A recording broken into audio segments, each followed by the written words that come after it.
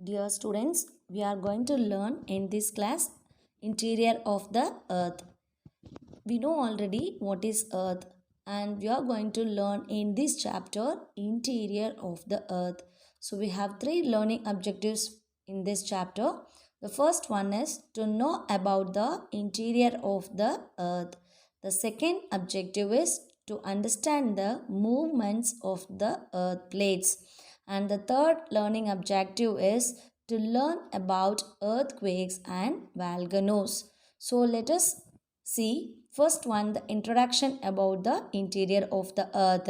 So we know the earth is a unique planet and blue planet or living planet. So these all already we have learned in 6th standard, right? So but we are going to see in this chapter interior of the earth. So the earth's surface has lofty mountains, high plateaus, large plains and deep valleys and etc. So we know already earth is a unique planet and it is constantly undergoing changes inside of the earth or and outside of the earth, but we don't know exactly what is happening interior of the earth. So let us going to know what is happening inside the earth, okay, and outside the earth, what all the changes are happening. And do you know the earth is made up of what? And let us know about the detail in interior of the earth. And see this picture, this is the interior of the earth. Look at this picture, Kana. In this, we have three layers. Okay. The first layer is called crust, and the second layer is called mantle, and the third layer is called core.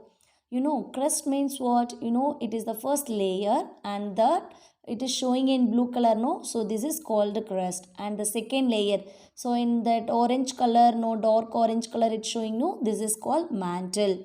And then deeply inside is showing, no, that is called core. That we have inner core and outer core. So this we are going to see one by one. Okay. See now, interior of the earth. So you know the structure is looking like an apple. So on the basis of the study of earthquake is the waves is the spherical of the earth found to be three concentric layers. You know what is that? Three concentric layers. Already I have told you the crust, the mantle and the core. Because what they are telling is the earthquake waves are on the basis of the spherical earth. It's to be founded on three concentric layers. Okay, so one by one we are going to see what is crust and what is mantle and what is core. Okay, let us see now. And next, the crust. The crust is the first layer of the earth, which means outermost layer of the earth. It has been divided into the continental crust and oceanic crust. How we will calculating this?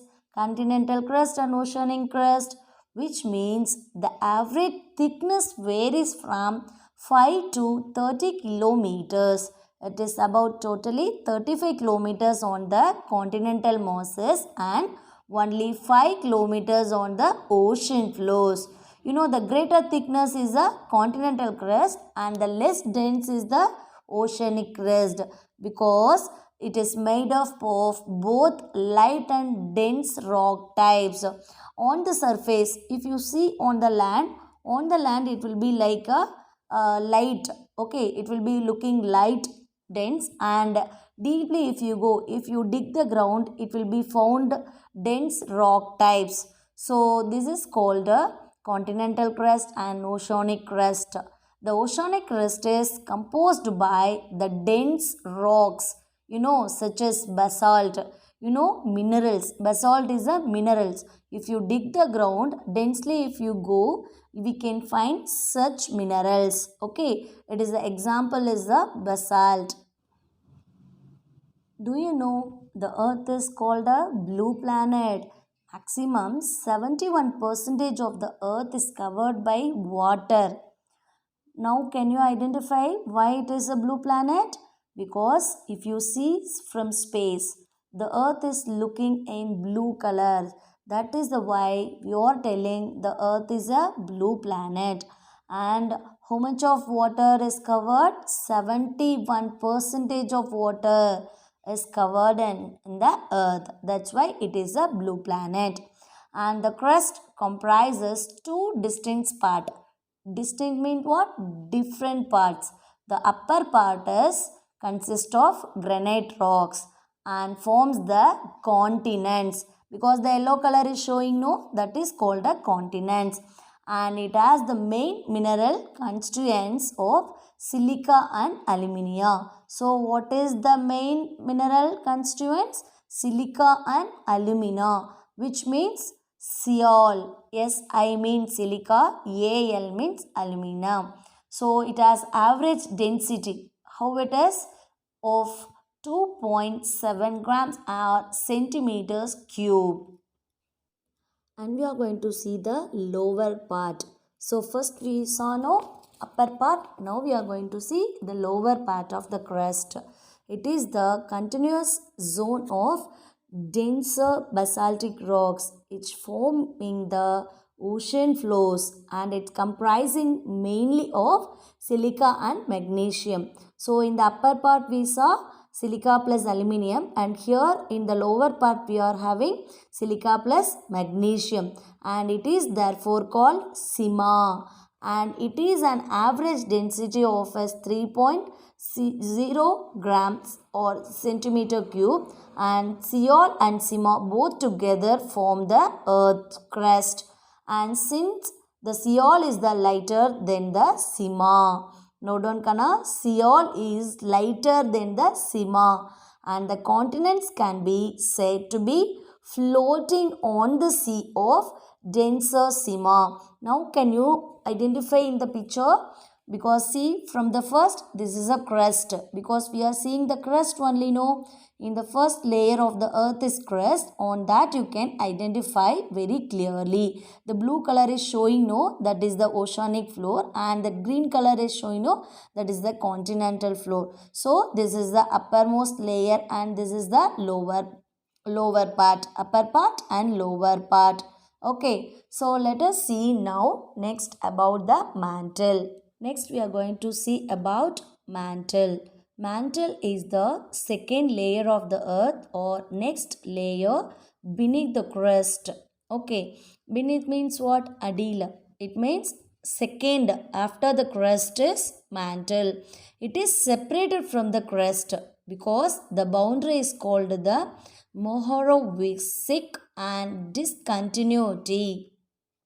The mantle is about 2,900 kilometers thick compared than the crust. It is divided into two parts. The first part is upper mantle and the second part is lower mantle. So the upper mantle is with a density of 3.4 to 4.4 grams or centimeter cube, and it is extend down to 700 kilometers, but the lower mantle is having a density of 4.4 to 5.5 grams centimeter cube. It extends from 700 to 2900 kilometers. Do you know why the interior of the earth is too hot? Next we are going to see about the core. The core is the third layer of the earth or the innermost layer of the earth. So it is known as barysphere. It is separated from the mantle by a boundary called Weizsäcker-Gutenberg discontinuity. You know, the core is also divided into two parts like mantle. The first one is the outer core and the second is the inner core. You know, the outer core is rich in iron and also it is in liquid state. It extends between the 2,900 kilometer to 5,150 kilometer. The inner core is composed of nickel and ferrous, which means knife. It is in which format? Solid format. So solid in state. So central core has very high temperature and pressure. Why means because of high temperature and pressure due to the internal forces. So it extends from 5150 kilometers to 6370 kilometers. So the average density of core is 13.0 grams centimeter cube. So all the three layers of the earth is different in nature. The crust forms only 1% of the volume of the earth. 84% of consists of mantle and 15% of makes the core.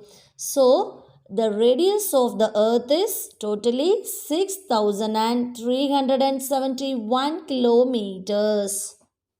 And next we are going to see about the earth movements. So the lithosphere is broken into a number of plates and is known as lithospheric plates. You know what is meant by lithosphere? Land. So the land is broken into number of plates known as lithospheric plates. You know each plates and or oceanic or continental moves independently over the asthenosphere, which means continent and oceans. Okay, so the land is broken into number of plates. No, it is nothing but oceans and the continents. It is independently over the asthenosphere, and the movement of the earth's lithospheric plates is termed as tectonic movements. Can I note down? It is termed as tectonic movement, and the energy is required to move this plate is produced by the internal heat of the earth, because already we know we have three layers, so all the layers are different. So inside that it will be heat of the earth. So the plates move in the different directions and in different speed. So here I have given the picture. Let you understand now. First in orange color it's showing, no, this is a astrosphere. Okay, the second is the lithosphere. Lithosphere means land, and you know the oceanic crust is there, and here the next is this continental crust. Okay, so here is the volcanic arch. Okay, so in this picture easily you can identify which is oceanic crust and which is continental crust and the lithosphere and asthenosphere. Okay, so next we are going to see about the internal and external forces. And next Kana, it plays these plates move away from the each other, creating wide rifts on the earth's surface, because at some places the plates come closer and collide, because continental crust and oceanic crust, when it's come to the same place, it will be collides with the continental plate, because the denser and oceanic plate is forced below the continental place. This result is the pressure from above the rocks, because the rocks are heats up and melts. When the rocks are heating up, it will be melted. Okay, so the molten rocks rise again, forming the volcanic mountains. Listen Kana, the molten rocks are, because in future you will be learn about the types of rocks, so that time you can understand easily about the molten rocks. Molten rocks means it is the forming the volcanic mountains and along the continental edge. Edge means what? The end. So alternatively, a trench may be formed between two plates. So what are the two plates? Some, you know what are the two plates? One is the lithospheric plates and another is the continental plates. So listen. So some cases, two continental places coverage, neither a plate can be forced under other.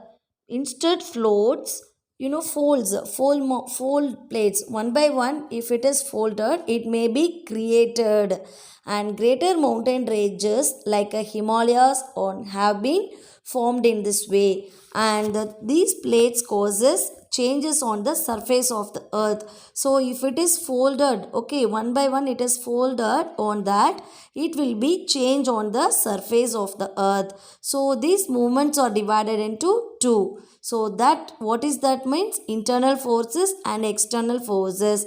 It is endogenic forces or exogenic forces. So endogenic forces produce sudden movements. Nodan kana, endogenic forces produce sudden movements and exogenic forces produce slow movements. So endogenic movements produce earthquakes and volcanoes. So next we are going to see endogenic movements. So which cause most destruction over the surface of the earth. Okay, in this class, these topics are over. Next class we will be continue from earthquakes and volcanoes. That's it. So next class we will continue, ma. Thank you.